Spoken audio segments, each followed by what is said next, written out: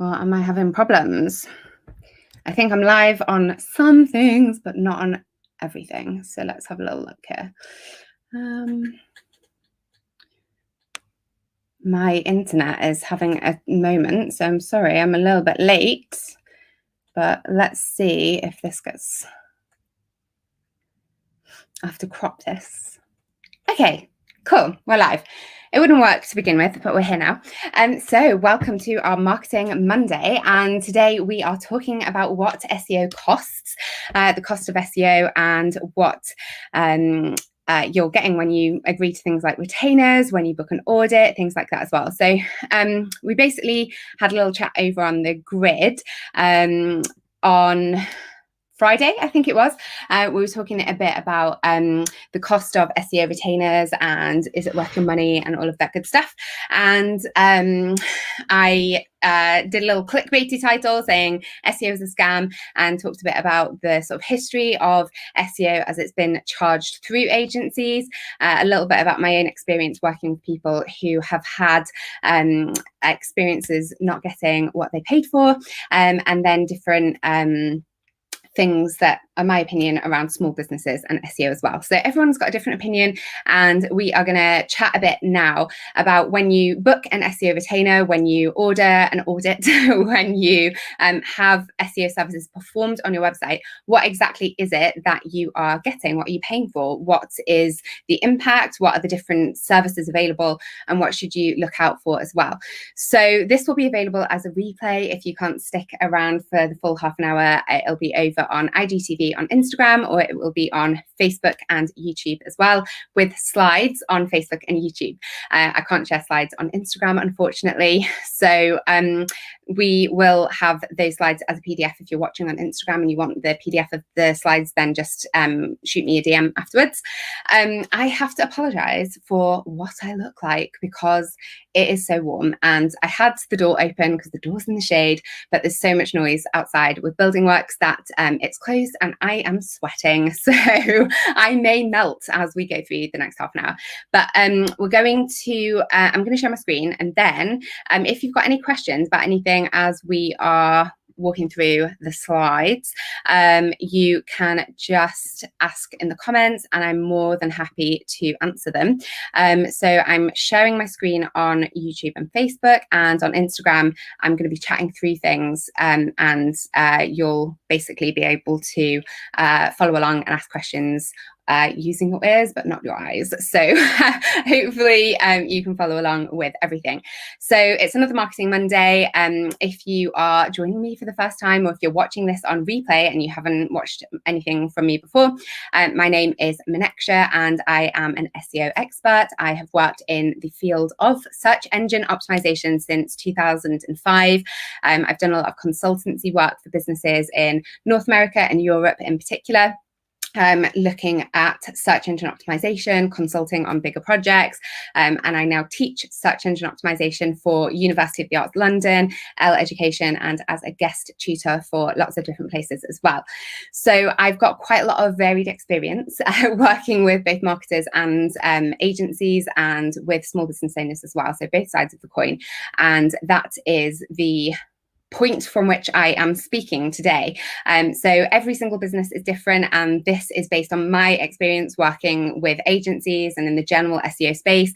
Lots of this information is available on Google as well. If you're interested in looking up things, you can check it out on Google, and a lot of what I'm saying is available publicly through looking at different services that people offer. Services do vary hugely in cost, so you can get really, really cheap options on websites like Fiverr that I absolutely do not recommend. If anybody is selling you SEO services for less than £200, they will probably damage your website in the long term. So even though it might seem like a really good bargain, it is to be avoided, because they either don't know what they're doing, or they may be using black hat tactics that can actually cause months worth of damage to recover from. So Fiverr, super cheap, and then all the way up to 5-figure retainers for bigger businesses. So I mentioned this on my Instagram stories earlier in the week, but I was looking to work with an agency to get some support with Cheerfully Given, just as a sort of external factor, just to get an extra brain on the matter. They quoted me £10,000 a month and then found out that I work in SEO and didn't want to work with me anymore. So that is the sort of state of some of the retainers that are out there as well. So that isn't like pie in the sky. That's like, I run an e-commerce marketplace and that's how much I was getting quoted. So it really does vary in cost as well. So you're probably watching this because you run your own business and would classify yourself as a small business owner or a creative business. So the reason that I'm saying that is that if I'm making recommendations, for instance, to do your own SEO or to look at a retainer, a lot of the conversations that I have are with people who are the solo business owner or they're artists or craftspeople. And so they don't necessarily have a scalable business model. They've got personal goals that they want to meet and achieve. And so the recommendations that I make, the way that I talk about this is in light of small business and creative business culture. When you run a scalable business or you're at scale, it isn't necessarily a good use of your time. If you're more of like a CEO and you would identify as a CEO, it's not going to be a good use of your time to be checking out Google Search Console every month. I personally don't do that for Chiefly Given at the minute. I have an amazing assistant, Becky, who I've trained, who does a lot of the sort of error tracking and stuff for Chiefly Given because of the work that I do with clients and things. So depending on your business model, this needs to be taken with a pinch of salt because it is just observations based on my passion for small business and how much I love creative business, and from that point of view. So if you've got any questions about things that I'm saying, then please feel free to pop me a message, DM me. I'm happy to answer in terms of context specific stuff. But with all of that said, why SEO can be expensive is that you have got you, and there's a slide for this. If you're on Instagram, the PDF is visual for this. So there's different elements when you consider SEO. So you've got yourself as the business owner, you've got your brand, your offer, your audience, and all of those things come together because your placement in the search engines is to do with how your brand meets people's needs, and you need your SEO to help you meet your business goals as well. So if you think about being a handcraft based business, so somebody who makes every piece to order, or somebody who is a potter or a textile artist, or somebody whose work is directly connected to their time and expertise, then you aren't necessarily going to be aiming to make £500,000 a year selling hundreds of products a week, because that is not going to be aligned with potentially what you want from your business. So when you're approaching things like search engine optimization, you need to be set front and center in terms of goals and where you want your business to go, but your brand and what you offer and your positioning in the market. Are you on the cheaper side, the more expensive side? All of those things to do with brand positioning are important. Then what you sell, so your products and services, that is also needs to be taken into consideration. And then your distinctive audience is going to be informed by all of those things as well.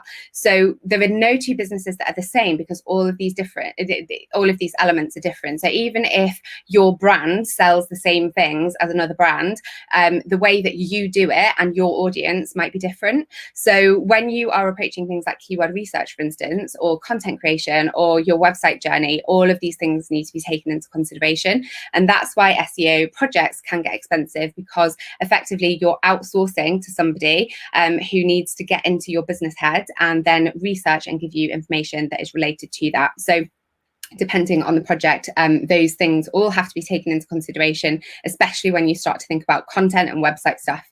So there are different types of SEO services. The first type are pure SEO, as I would call it, and these look at your website in light of the search engine recommendations known as ranking factors and assess your website's performance against them. So that is what search engine optimization is. It's looking at what Google in this instance recommends, or whatever the dominant search is for your part of the world. But I'm in the UK, I work with people who are in countries where Google is the dominant search engine, and so we look at Google's ranking factors and then we assess your website and your brand in light of those ranking factors. And that includes technical things like the coding, how fast your site loads, different optimizations around performance. It includes how your site links to each other. It includes your content and the keywords that you're using, and then it also includes your brand's wider presence off your own website as well. well. And usually these services take the forms of things like audits, retainers, and then one-off projects. And that's what we're going to be talking about today. But I wanted to cover things that help SEO, but can sometimes be sold as SEO. So there are things that are not comprehensive SEO, they're not pure SEO, but they impact your SEO, and they include things like keyword research, content strategy, content creation, copywriting. All of these things are to do with like the optimization of the content on the page of your website, but that is not SEO, that is SEO adjacent. It helps your SEO, but if you optimize, you keyword optimize a page, you get a copywriter to write you a blog post or a product description, that is going to help your website's quality. It is also going to make sure that the content is very relevant for anyone who finds it, but it is not an SEO project in and of itself. It is part of what makes your website visible in Google and other search engines. So what kind of SEO services are out there? So the first type is SEO audit. So this is like the bottom of the ladder. And the price for an SEO audit can be anything from sort of about £195 upwards. That's the sort of ballpark starting point. And then they can go up into the thousands, depending on the size of your brand, who's doing it and who's using it. So if you are getting a really, really top level agency to perform a website audit for a brand that is, multinational, maybe turning over millions a year, and the people who are implementing that audit are highly technical marketing people within the brand, that audit is likely to be maybe even hundreds of thousands of pounds. I worked with an agency in North America, and we were doing an audit proposal for an agricultural conglomerate, and it was the pitch was $180,000 just to do an SEO audit. So that's like the level that you can get up to, but that's super technical. There's like, maybe 10s, 20s, 30s, 40s, 50s worth of websites underneath their main website as well. So like really complicated brand. So typically for a small business owner, you're going to be looking at about £195 upwards, depending on what is included. But the ballpark that I've seen is about £400 to £600, depending on who you're going with as well, and how complicated and in-depth it is as well. So you provide information about your brand, your goals, your website, and then the assessment takes place. And that assessment includes things like doing a crawl of your website and all of the pages of your website, and taking an inventory of things like the visible pages, any images, and just looking at basically everything that is connected to your domain. Then we would go through a review, looking at any performance issues, reviewing content for quality, thinking about your brand presence on the wider web as well, and then assessing opportunities in the light of things like competitor analysis and keyword research, and providing a report that summarizes all of that with a to-do list. So the recommendations are around fixing errors and improving site's performance, and that is usually broken down into technical, on page and off page. So technical stuff to do with your website, typically content stuff for your website and how it links to each other, and then also your wider brand on the wider web as well. And an SEO audit effectively is an assessment that then gives you a to-do list that you implement yourself. It doesn't fix anything for you. It tells you what needs to be fixed and gives you a walkthrough. So I have a website audit package on my site at the minute that is not it's not like really, really technical in terms of the deliverables, because the people who book it would not necessarily be able to use that level of technical detail. But it's broken down into these component parts and provides like keyword research and content recommendations and stuff as well. So the package of an SEO audit, as with everything, varies depending on who you're booking with for that. SEO retainers are the next one. So usually these include a setup fee, and they're on a scale. So the setup fee will normally include an audit and identifying good priorities and potentially fixing those priorities as well. So an SEO retainer will start with a setup fee, and that setup fee is effectively equivalent to the one-off projects that I'll talk about after the retainer. So your setup fee can be anything from about £1,500 up to anything beyond £5,000 plus. And again, it depends on the size and complexity of your website, but for the majority of small business owners, you're looking at probably £1,500 as a setup fee, maybe up to about 2.5, but you wouldn't be going much beyond that unless you've got really big product catalogue and your e-commerce. So monthly retainers typically start from around the £400 a month mark, and they can go up again into thousands. I told you earlier about the £10,000 a month quote that I'd had. Anything under £700 a month will usually include 3 main things. So the first one is fixing errors as they come up. So bear in mind that all of the initial fixes should have been done as part of the setup fee. So then as part of your ongoing retainer, any new pages that you upload to the website during the month, which maybe is like a couple of blog posts, maybe 6 or 8 new products if you've had a product launch, maybe a couple of service pages, it's not necessarily going to be really substantial amounts of content, but if there's any keyword optimization to be done with that, then normally the agency will just update your SEO title and SEO description, and make sure your URL is optimized, make sure that any errors that are in Google Search Console are fixed, like 404 errors and things like that as well. And then they'll also provide you with a report on progress.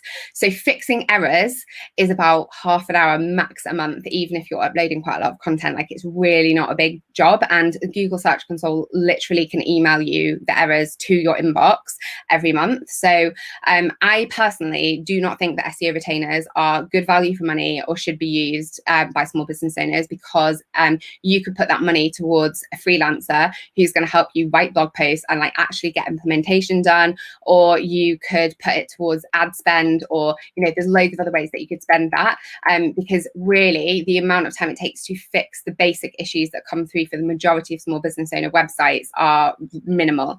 And then the reporting on progress thing is an automated thing as well that comes out, and you can actually access the same data from Google Search Console and Google Analytics. It's not necessarily actionable reports either, from past history of seeing them myself. So that's usually what a retainer, a basic retainer will cost, but they're a ladder again. So as soon as you're like on the bottom rung of the ladder, what I've seen happen a lot is that an agency will book like an audit with a client, and then the audit is delivered in a really technical language that's quite overwhelming for people. And then they're like, oh, we've done this audit, so oh, you're really overwhelmed. Well, we recommend our retainer services. So they'll get you onto the first level of the retainer, and then your retainer, it's like, well, you won't see the real results unless you get the higher level retainers. And so you basically end up in an upselling situation where people are trying to get you to basically outsource everything to them because it works in their favor for their business model.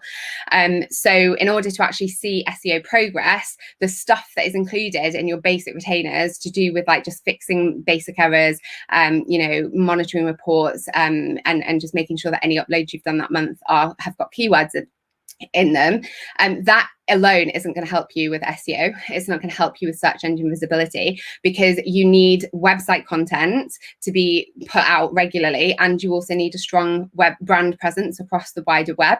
So basic retainers aren't giving you everything that you need to see results, because other services like link building is often sold as an add-on service, and then content creation is also sold as an add-on service. So content creation could be building a landing page for a keyword, or it could be writing blog posts. But either way, both link building and content creation are time intensive, and they will add hundreds, if not thousands, onto the cost of the monthly retainer once you're committed to them. So you can easily end up spending like £1,500 a month on an SEO retainer for basic link building and content creation for like blog posts and things like that as well. So and if you don't see the results from the sort of basic SEO retainer that you want to see, there can be a lack of transparency around why that is, and it can be blamed on things like, oh, well, there's not enough content going out there. So that's a bit more about retainers. I do not like the retainer model for small business owners, because it does not fix your problem in an efficient way, as far as I'm concerned. So I think that in order to fix your problem efficiently, that it's instead of spending £500 a month or whatever on an SEO retainer that is effectively just giving you a report, spending a bit of time just getting comfortable with the basics of like Google Analytics and Google Search Console, and then understanding the framework of like, okay, if I upload a product, I need to make sure that I've identified a keyword for that product as part of that upload process. And then these are the places that I need to put it. And here's what I need to just understand about the customer journey and where things fit in. And so you can actually just create your own solutions that are going to give you far, far more in terms of impact and results without spending that amount of money on an external service that is just not going to give you the same level of value. So one-off projects then are the third and final thing. I'm going to wrap up soon because I know I've been talking loads and I like to answer your questions. But in terms of one-off SEO projects, we typically see these happen across businesses where there's in-house marketing teams, or where it's a solo business owner and they don't have the time or capacity, but they do have the budget to outsource the actual implementation of SEO. So actually doing the updates and fixes on your website themselves, like as outsourced. So there are different people and businesses who offer SEO as a project in and of itself, where that is the deliverable, and they'll help you lay good foundations. And that includes things like building out a strategy and doing these one-off fixes for your site to help with your technical on-page and off-page. So they usually include an audit and then implementation of the recommendations in the audit. So you don't have to worry about doing them yourself or learning how to do them or Googling how to do them. So they vary very often based on the size of your website, but the minimum that you would expect to pay for like a good quality project on an established website is about £1,500 for the project. So it goes up from that point really. It depends how many web pages you've got and what your business model is and how long your website has been there and how many pages are the number of pages is the biggest thing really. So I'm going to share a bit more about how they work when I do them, but again, I just want to really clarify that everyone does things differently. I tend to do them in a way that is small business friendly because I want to create a sustainable marketing foundation for my clients. So I usually provide deliverables that go beyond the pure SEO element and will provide recommendations for like content plans that are yes, keyword optimized, but also can apply across your email marketing, for instance, just to make sure that whatever you're doing in your business is as efficient as possible. And I also provide things like tutorial videos if there's any ongoing tasks that need to be explained as well. So what does an SEO project look like? If you're booking a one-off project, we've looked at the idea of an audit and what the deliverables are for that. We've looked at the idea of a retainer and what the deliverables look like for that on a month-to-month basis. So what would a one-off project look like? So normally you're going to start with a full audit, which I outlined obviously in the first section, and that is going to find and identify any issues that are on your site. The next step would be to review any Google tools to make sure that they're set up properly to fix anything that's needed to optimize the reporting for them, to make sure that you're getting the right reports and the right data is being tracked. Reviewing and documenting the customer journey is something that I do as a starting point when I'm doing a big project, because one, it gives you an asset for your business because it's a documented customer journey that is relevant for all of your marketing, but it's really informative for keyword research and for understanding what the biggest priorities are for your brand and the messages that need to be told to your customer at different parts of the journey as well. And then from that customer journey, it's keyword research and content recommendations from the keyword research. So looking at that full audit, looking at what content might be missing and what opportunities are available, potentially outlining what that content could look like and providing a framework for what a good blog post would be, for instance. And then doing technical fixes for things like your load speed, your site performance, and then on-page fixes include things like reviewing your navigation menu, the structure of your site, how your internal linking works, and then keyword optimizations for agreed pages. So previously, I just mentioned to you that the cost of an SEO project is often dependent on how many pages your site has. So if you've got a website and it's got 10 pages, that's going to be a much lower cost than a website with 500 pages. And one of the ways that people can cut down the cost of an SEO project, depending on who you're working with, again, is that you can prioritize, say, the top 20% or 50% of your website pages, and then end up with like an action plan to do the rest yourself in-house, so that you're not having to pay a really comprehensive amount of money for every single page on your website to be done. So I work with people to say, okay, brand pages should be a priority, and then if you're a service provider, these are the top things that will help make you money quickly, and these are the top things if you're a product-based business, and then anything else is sort of put in your own action plan as you take up the reins after the project has wrapped up. And then off-page recommendations include link building, and that is for small business owners most easily done when you're doing it as part of a wider SEO, wider PR plan. So we're not thinking about link building as this skeevy SEO thing. We're thinking about building our network. We're thinking about PR. We're thinking about outreach. We're thinking about opportunities to talk about what we're doing in spaces where people are interested. So that's the approach to link building that integrates best with small business life and helps you establish your voice as an authority in whatever your practice is. So ongoing tasks like content creation and building links can just be built into the normal day-to-day of your marketing, and just look at tweaks for your time when you're doing anything related to your own website promotion and things like that. The fourth and final freebie one that is like this wasn't in my original plan, but I just wanted to mention it, is doing it yourself with a hand. And you can do your own SEO relatively easily as a small business owner with the right support in a way that makes the rest of your marketing a lot easier than it would otherwise be.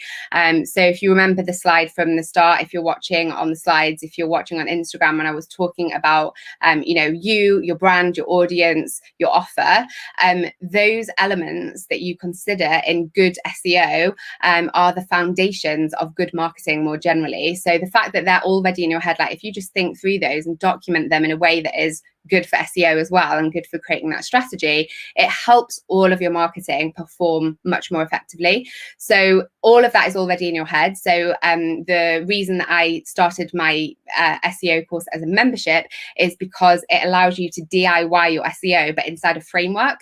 So it gives you the exact steps that you need to implement it without getting overwhelmed by YouTube University and falling down a Google rabbit hole trying to figure out what you need to do.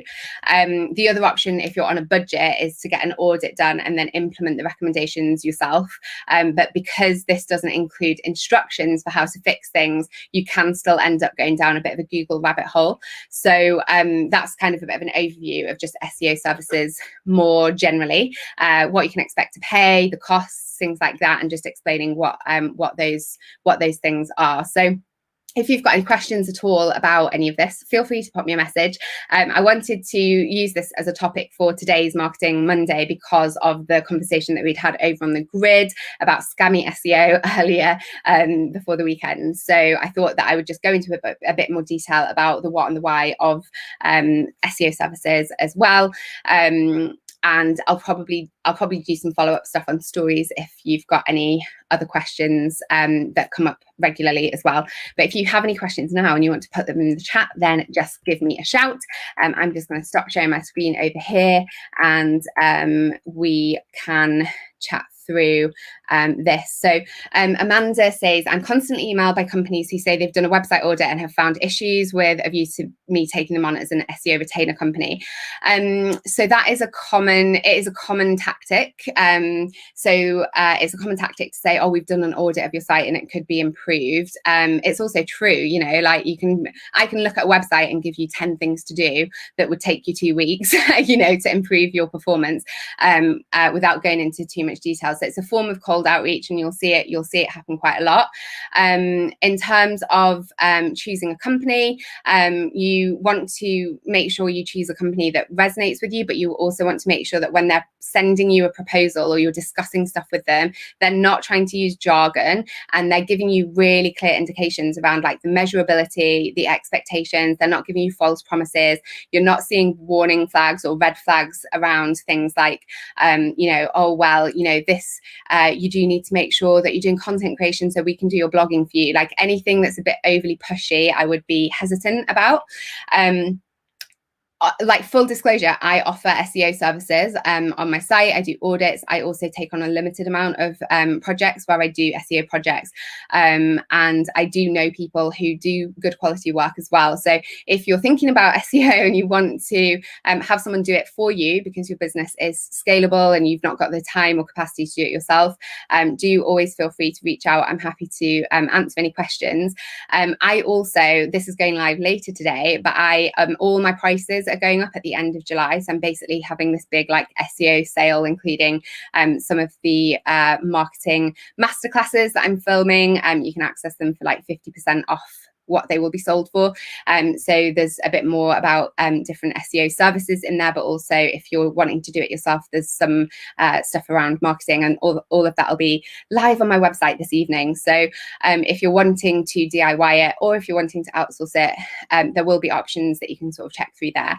But just feel free to pop me a DM if you're looking for something specifically, and I'm happy to point you in the right direction. If somebody is cold calling you into your Instagram DMs, into your inbox, I would be hesitant. I would be trying to find word of mouth recommendations, ideally, because there are a lot of cowboys in the SEO space, and you know, I've been working with a couple of people who have had bad experiences from sites like Fiverr, where somebody has said they can do something and it's had a really negative impact on their website in the longer term as well. So I hope that makes sense in terms of you know, an answer to that question. So thanks heaps for joining me. If you're joining on Facebook and YouTube, I'm actually going to end the broadcast for you guys now, and I'm going to go over to Instagram and check the comments on Instagram to see if anyone's got any questions. I'm not every single Monday at the moment because I'm dealing with like the world's most stressful house move. So last Monday I missed it because I was basically crying in a room full of moths. But I am trying to be more likely every Monday after I've moved in August. Finally, it will be more consistent again. But just to explain last Monday's missing Marketing Monday is because of how stressful that's been. So thanks for joining me on Instagram. I'm going to come and answer your questions now. And if you're on Facebook and YouTube, I'll see you at the next Marketing Monday. And if you've got any questions, meanwhile, give me a shout.